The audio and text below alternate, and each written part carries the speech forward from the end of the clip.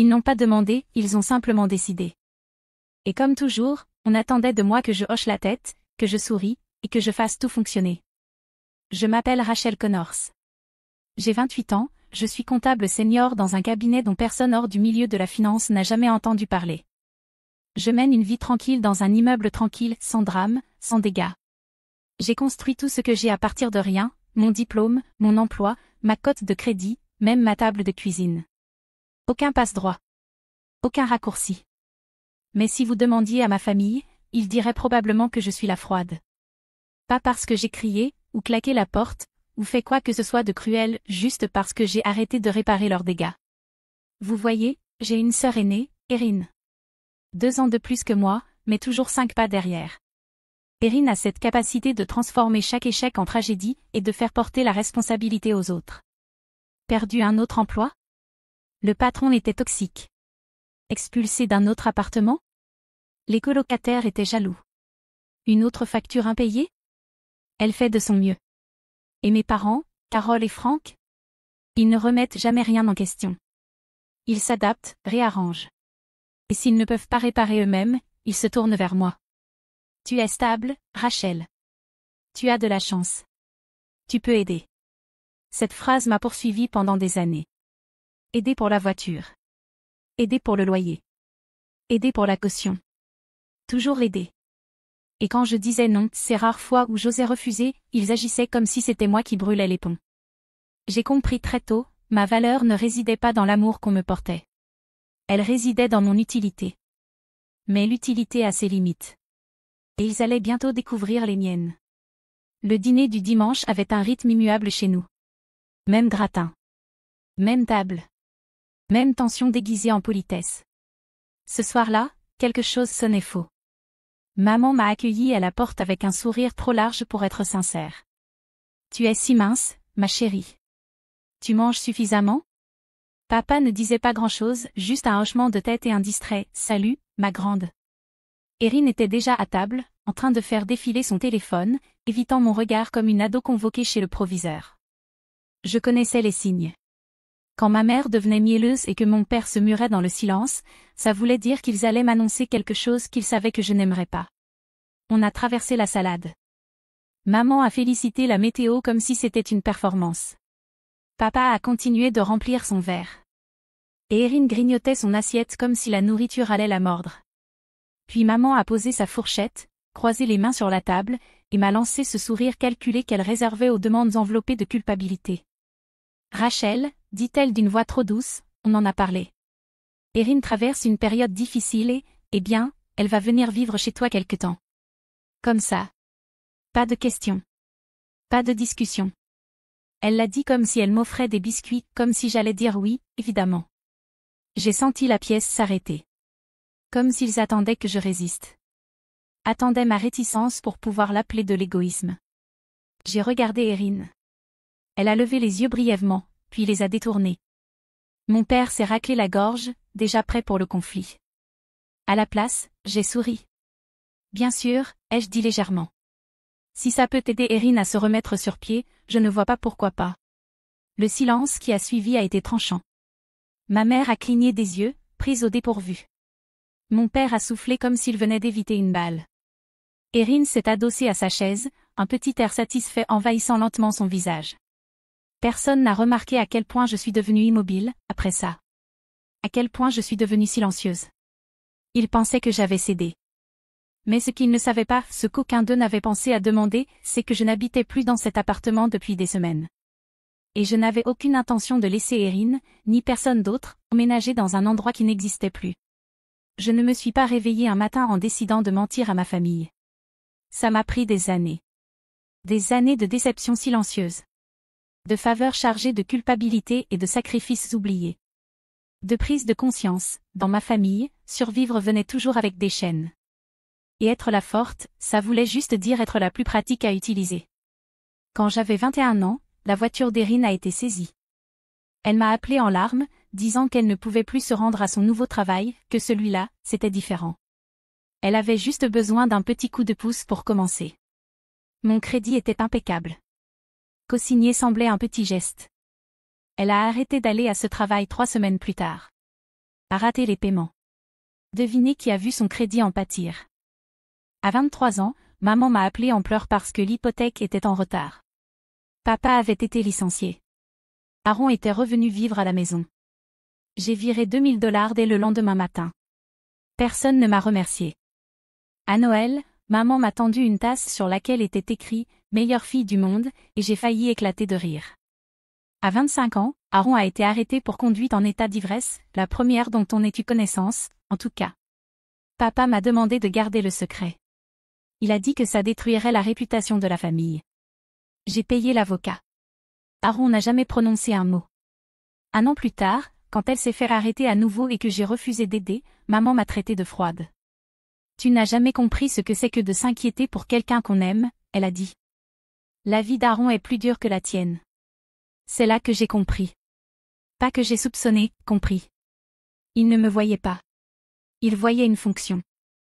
Un robinet qu'on ouvre quand quelque chose casse. Un portefeuille qui sourit. J'ai commencé à me retirer. Je déclinais poliment, changeais de sujet, disais « je vais y réfléchir » au lieu de « oui ». Ils ont remarqué. Et ils n'ont pas aimé. Un soir, je me suis retrouvée assise seule dans mon appartement, le condo que j'avais acheté sans aide, décoré avec des soldes, payé mois après mois avec des chiffres, des tableurs, et une discrète persévérance. J'ai regardé la porte d'entrée et j'ai compris que je ne m'y sentais plus en sécurité. Parce que ce n'était pas chez moi. Quand il voulait quelque chose, c'était toujours chez nous. Comme mon temps, mon argent, ma patience. Alors j'ai pris une décision. J'ai appelé un agent immobilier. J'ai vendu l'appartement discrètement, légalement, sans tambour ni trompette. J'ai déménagé dans une petite location de l'autre côté de la ville. Personne n'a demandé où. Et je ne l'ai pas dit. J'aurais pu. Mais je ne l'ai pas fait. Pas par cruauté. Pas par vengeance. Par instinct de survie. Parce que parfois, quand on grandit dans une famille qui ne se souvient de vous que pour ce que vous apportez, la chose la plus douce qu'on puisse faire pour soi-même, c'est disparaître juste assez pour respirer. Les textos ont commencé le lundi. On amènera le matelas d'Aaron samedi matin. Franck charge les cartons vendredi soir. Elle est impatiente d'avoir enfin son propre espace. Je n'ai pas répondu. Je n'en avais pas besoin. Il parlait à une version de moi qui n'existait plus. Chaque message partait du principe que j'ouvrirais la porte, que je réorganiserais ma vie, que je porterais le poids sans faire de bruit. Il l'avait déjà fait. Il ne savait juste pas que j'avais arrêté d'écouter. Jeudi, maman m'écrivait tous les jours. Dis-moi si tu veux que je nettoie un peu avant qu'elle arrive. Aaron dit qu'elle ne sera pas un fardeau. Elle apporte sa propre vaisselle. Celle-là m'a fait rire doucement, dans mon café. Elle n'avait pas lavé une assiette dans son propre appartement depuis des années. Mais j'ai laissé les choses se dérouler. Je n'ai pas résisté. Je ne les ai pas corrigées. J'ai attendu. Samedi matin, je suis partie tôt. Un café d'abord. Puis une virée de l'autre côté de la ville, sans destination particulière. Je me suis promenée dans un marché fermier sans rien avoir l'intention d'acheter.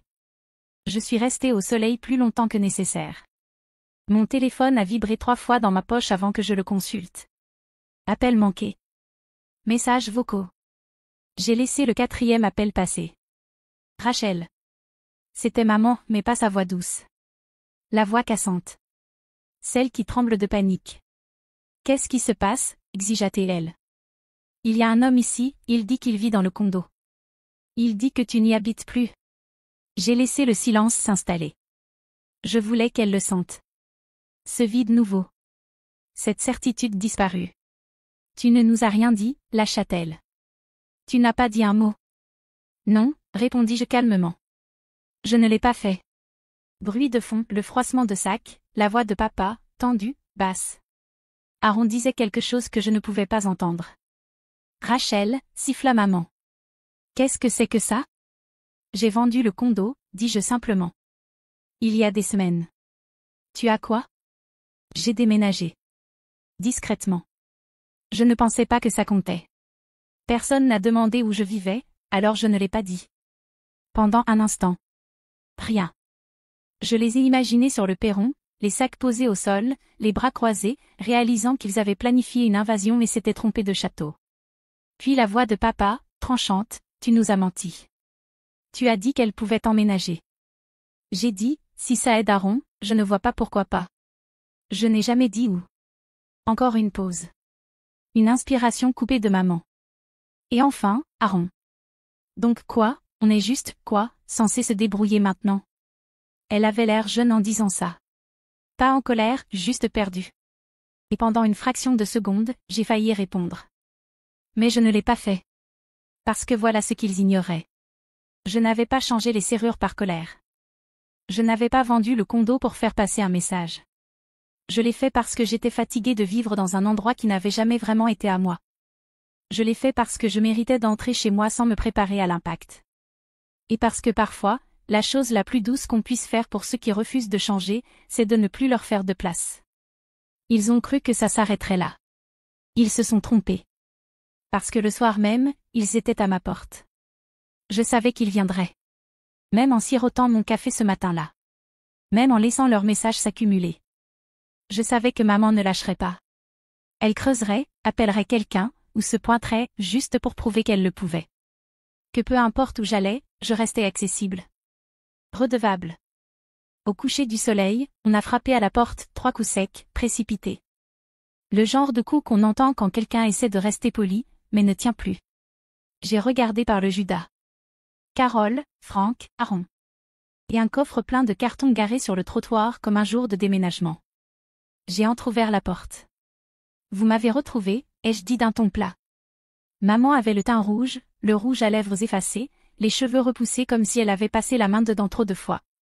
On a essayé d'appeler, dit-elle, la voix tendue. On ne pensait pas qu'on te trouverait vraiment ici. C'est mon appartement, ai-je dit. Mais tu as dit, la voix de papa montait, tu as dit qu'elle pouvait emménager.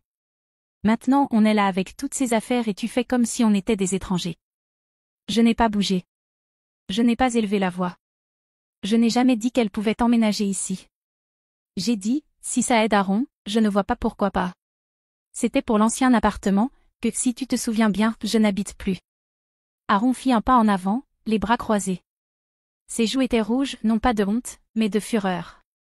C'est mesquin, Rachel. Tu fais toujours comme si tu étais au-dessus de tout le monde. Mais ça? C'est juste cruel. J'inclinai légèrement la tête. Tu as emballé toute ta vie et traversé la ville pour emménager dans un appartement dont tu n'as même pas vérifié l'existence. Ce n'est pas de la cruauté. C'est du culot. La voix d'Aaron se brisa. Je suis ta sœur. Oui, répondis-je, glacial. Et tu as passé des années à confondre ça avec un droit au logement gratuit. Papa s'interposa, la voix chargée d'un avertissement. Ça suffit, Rachel. Nous ne partons pas. On a beaucoup supporté de toi. Tu dois ça à ta sœur. Et voilà. Le mot qui planait toujours sans jamais être prononcé, devoir. Comme si chaque dollar que j'avais payé, chaque heure de travail, chaque nuit blanche passée à résoudre des problèmes que je n'avais pas causés avait été consigné quelque part, dans un contrat silencieux que je n'ai jamais signé. Je reculai. Pris mon téléphone. Qu'est-ce que tu fais? Demanda maman, les yeux plissés. Je ne répondis pas. Je composais. 3 sonneries. Puis. 911, quelle est votre urgence? Ma voix resta calme. Oui, j'ai des membres de ma famille devant mon appartement qui refusent de partir. Ils ne sont pas sur le bail. Je ne les ai pas invités. Je souhaite signaler. Une intrusion. La bouche d'Aaron s'ouvrit de stupeur. Franck jura à voix basse. Maman me regarda comme si je venais de la gifler. Rachel, murmura-t-elle, presque suppliante. Tu appelles la police contre ta propre famille? Je vous ai demandé de partir, dis-je. Vous ne l'avez pas fait. L'opératrice me demanda mon adresse. Je la donnai. La voix d'Aaron tremblait de rage. Tu vas tout gâcher. Tu sais ce que les gens vont penser de toi? Tu sais ce qu'ils vont dire? Oui, répondis-je. Ils diront que j'ai enfin arrêté d'ouvrir la porte. Maman cligna des yeux. Sa voix s'affaissa, plus petite. Tu étais gentille, avant. Je ne bronchais pas. Tu remarquais quand j'allais mal. Le silence qui suivit n'était pas vide, il était dense, chargé de chaque limite ignorée, chaque mot avalé, chaque moment où j'ai dit oui alors que j'avais envie de hurler non. Une voiture de patrouille arriva 10 minutes plus tard. L'agente en sortit, grande, calme, la main proche de sa ceinture mais détendue. Bonsoir, dit-elle. On nous a signalé une intrusion. Je hochai la tête. C'est moi. Elle regarda mes parents. Aaron. La voiture encore pleine de bagages dans le coffre. Madame, monsieur, je vais devoir vous demander de quitter les lieux. C'est notre fille, dit Frank. C'est une affaire de famille. Et ceci est son domicile, répondit l'agente, auquel vous n'avez pas le droit d'accéder sans autorisation. Aaron semblait prêt à pleurer, ou à lancer quelque chose. Ou les deux. Tu vas le regretter, Rachel. Non, dis-je. J'ai regretté presque tout jusqu'ici. Mais ça? C'est la première chose dont je sois certaine. Le lendemain, je me réveillai avec 12 appels manqués, 5 de maman, 2 de papa, les autres de numéros inconnus. Probablement des cousins, ou des amis de la famille que je n'avais pas vus depuis mon diplôme. Puis vinrent les messages. Comment as-tu pu faire ça à ta propre sœur? Ta mère est anéantie. Aaron dort dans sa voiture, c'est ça que tu voulais? Je ne répondis pas. Je défilai. Et je le trouvai, un post Facebook de ma mère. Public. 3 paragraphes ponctués d'émojis cœur brisé et une photo d'Aaron enfant. Nous avons élevé nos 2 filles pour qu'elles prennent soin l'une de l'autre, mais l'une d'elles a oublié ce que cela signifie.